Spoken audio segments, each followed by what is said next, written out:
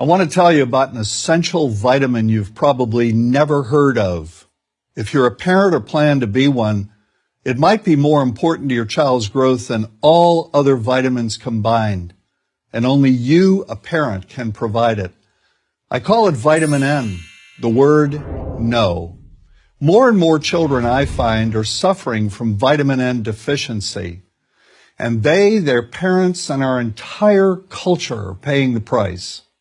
Let me illustrate my point with a story that's quite typical. A father, I'll call him Bill, gave his son, age 5, pretty much everything the little boy asked for.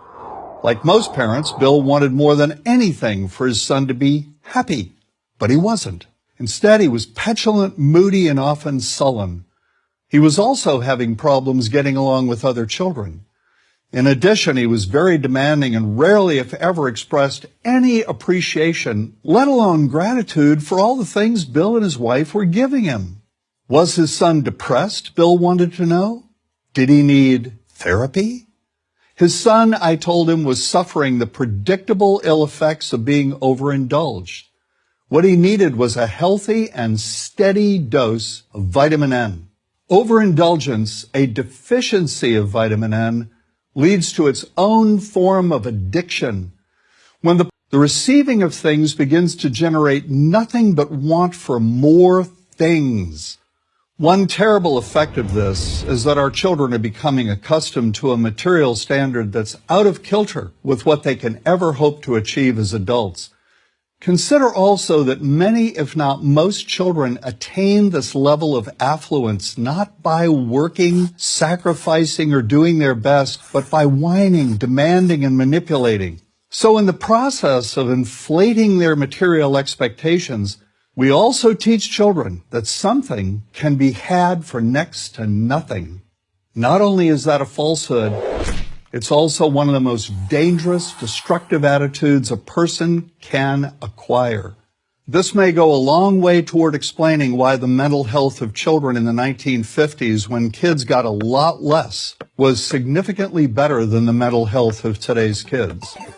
Since the 50s, and especially in the last few decades, as indulgence has become the parenting norm, the rates of child and teen depression have skyrocketed. Children who grow up believing in the something for nothing fairy tale are likely to become emotionally stunted, self-centered adults. Then, when they themselves become parents, they're likely to overdose their children with material things. The piles of toys, plushies, and gadgets one finds scattered around most households. In that way, overindulgence, a deficiency of vitamin N, becomes an inherited disease. An addiction passed from one generation to the next.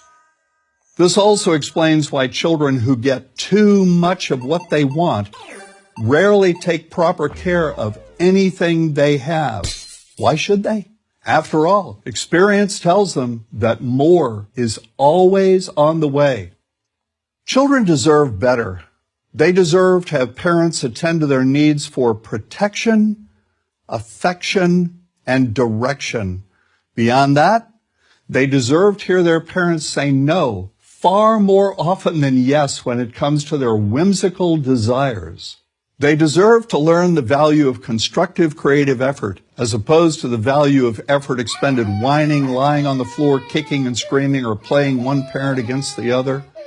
They deserve to learn that work is the only truly fulfilling way of getting anything of value in life, and that the harder they work, the more ultimately fulfilling the outcome.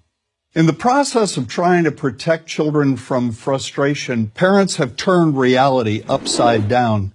A child raised in this topsy-turvy fashion may not have the skills needed to stand on his or her own 2 feet when the time comes to do so.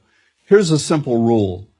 Turn your children's world right side up by giving them all of what they truly need, but no more than 25% of what they simply want.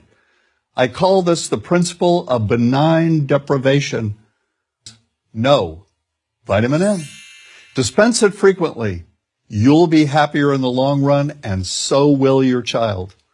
I'm John Rosemond, author and family psychologist for Prager University.